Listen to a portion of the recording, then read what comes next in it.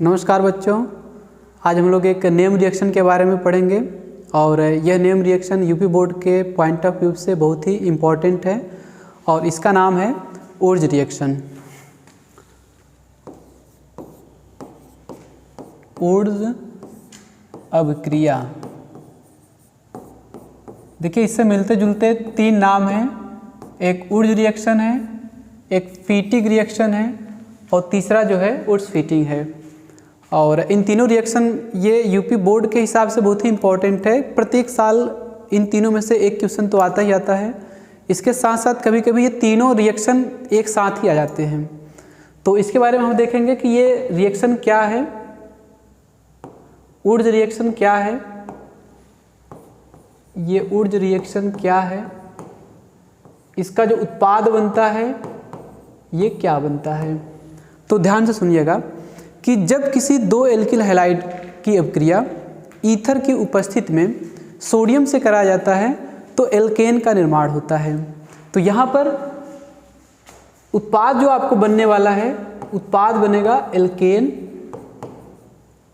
और ये रिएक्शन क्या है कि जब कभी दो एल्किल हैलाइड की अभिक्रिया आपस में सोडियम से कराई जाती है और ईथर की उपस्थिति में, यानी कि हम ऐसे कह सकते हैं कि जब एल्किल हैलाइड यानी कि RX, ये आपका है एल्किल हैलाइड, एल्किल हैलाइड का रिएक्शन हम लोग करा रहे हैं सोडियम से और किसकी उपस्थिति में, ईथर की उपस्थिति में, तो यह बन जाता है RR जो कि एक एल्केन होता है और इसके साथ साथ 2NaX मिल जाता है। ध्यान से समझिएगा, आपको एग्जाम में जब कभी पूछा जाएगा तो सिंपल ऐसे दे देगा। हालांकि ये रिएक्शन अभी बैलेंस नहीं है, हम लोग यहाँ पर अगर 2 कर लेते हैं, यहाँ भी 2 कर लेते हैं, तो आप देख रहे होंगे कि ये रिएक्शन बैलेंस हो गई है। तो लेकिन आपको ऐसे एग्जाम में नहीं मिलेगा, आपको सीधा सीधा एग्जाम पे ऐसे मिलेगा कि जब RX का रिएक्शन सोडियम से कराते हैं ईथर की उपस्थिति में तो क्या बनता है। तो आपको यहाँ पर एक बात ध्यान देना होगा कि इस रिएक्शन को आपको एक ही मालिक्यूल देगा RX का। आपको यहाँ पर 2 मालिक्यूल लिखना होगा। कैसे? एक RX आप ऐसे लिखेंगे, बीच में सोडियम लिख लेंगे प्लस और ये RX, और जब ईथर यहाँ पर ईथर की उपस्थिति में अभिक्रिया करेगा तो आपको क्या करना है कि यहाँ से NaX को बाहर निकाल देंगे।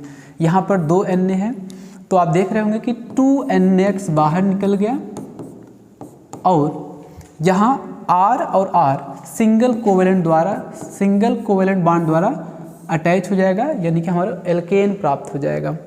अब यहाँ पर देखिएगा कि जैसे मान लीजिए कि आपको इथेन बनाना है। इथेन मतलब कि जिसमें 2 कार्बन का परमाणु होता है। ध्यान से समझिएगा, मान लीजिए आपको बनाना है ये इथेन। तो इथेन में देखिए 2 कार्बन है, तो आप क्या करिए, एक कार्बन का एल्किल हैलाइड ले लीजिए,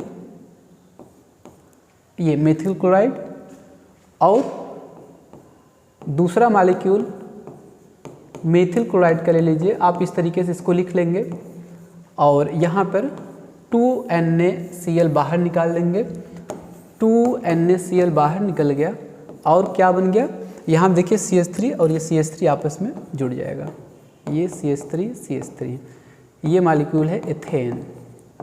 इसी तरीके से अगर आपको ब्यूटेन बनाना होगा तो आप क्या करोगे कि ब्यूटेन यानी कि CH3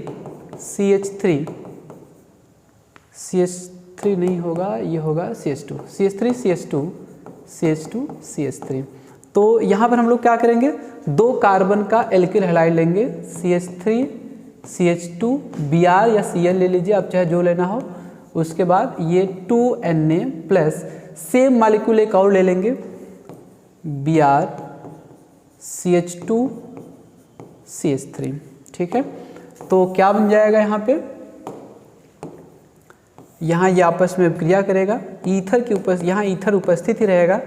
ईथर जो सॉल्वेंट यूज़ किया जाता है, यहाँ से 2NaBr बाहर निकल जाएगा। देखिए 2NaBr बाहर निकल जाएगा और यहाँ पर आपको नॉर्मल ब्यूटेन प्राप्त हो जाएगा।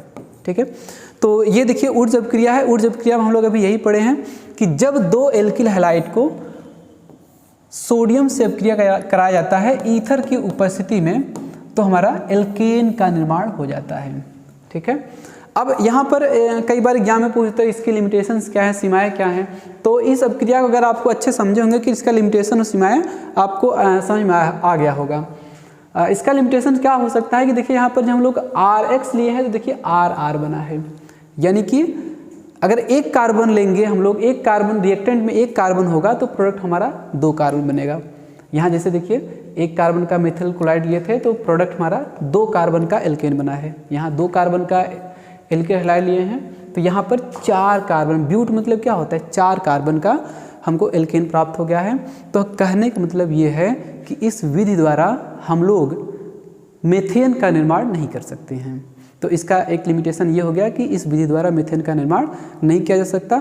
और दूसरा लिमिटेशन ये है कि इस अपक्रिया द्वारा केवल सिमेट्रिकल एल्केन का निर्माण किया जा सकता है। सिमेट्रिकल का मतलब सममित। सममित आप ऐसे समझ सकते हैं कि अगर किसी कंपाउंड को आप काटते हैं और वह 2 बराबर भागों में बढ़ जाता है और प्रत्येक भाग एक दूसरे का मिरर इमेज होता है तो वह होता है सिमेट्रिकल। तो यहाँ आप देखिए जैसे आप CH3 को अगर आप बीच से ब्रेक करेंगे, बीच से काटेंगे तो क्या मिलेगा आपको, देखिए यहाँ बीच से आप ब्रेक करेंगे तो आधा CH3 इधर आधा इधर, तो यानी कि ये सिमेट्रिकल हुआ। यहाँ नॉर्मल ब्यूटेन, नॉर्मल ब्यूटेन कैसे होता है CH3 CH2 CH2 CH3, तो इसको भी आप बीच से ब्रेक करेंगे तो देखिए आधा 2 कार्बन इधर हो गया 2 कार्बन इधर हो गया, तो ये आपस में डिवाइड हो जाएगा। लेकिन अगर हम लोग कहें कि प्रोपेन का निर्माण कर लें, हम नॉर्मल पेंटेन का निर्माण कर लें, नॉर्मल हेप्टेन का निर्माण कर लें, तो ये अनसिमेट्रिकल होते हैं, इनका निर्माण नहीं किया जा सकता। ठीक है, आई होप कि आपको ये रिएक्शन समझ में आया होगा। आगे के नियम रिएक्शन हम लोग नेक्स्ट वीडियो में डिस्कस करेंगे। Thank you.